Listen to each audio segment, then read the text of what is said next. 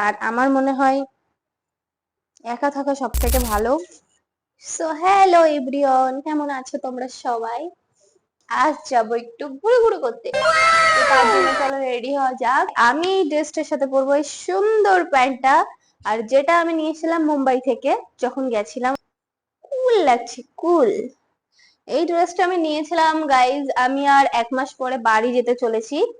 তো সেই জন্য ভেবেছিলাম ট্রেনে পরবো, তাই আমি ড্রেসটা নিয়েছিলাম। বলবো সবকিছুই শেষ হয়ে গেছে, বডি লোশন,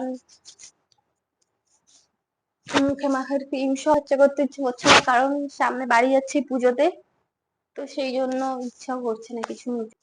কত মানুষ এলো গেল, কি বলবো, কত মানুষের সাথে দেখা হলো, কিছু ভালো আছে কিছু খারাপ আছে, কিছু এমন মানুষের সাথে দেখা হয়েছে কি বলবো।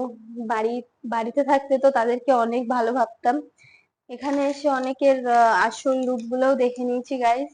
এই ঘড়িটা পরবো, আর আমার মনে হয় একা থাকা সব থেকে ভালো, বেশি মানুষের সাথে বন্ধুত্ব না করাই ভালো।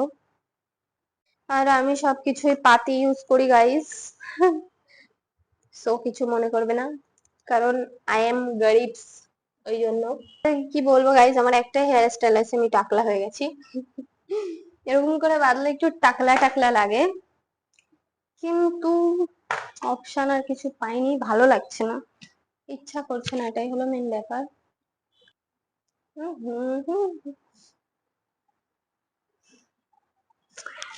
আমি প্রচুর উপরে প্যান্ট পরি, সেই জন্য আমার এখানটায় এমন বাজে লাগে। তো আমি রেডি গাইস,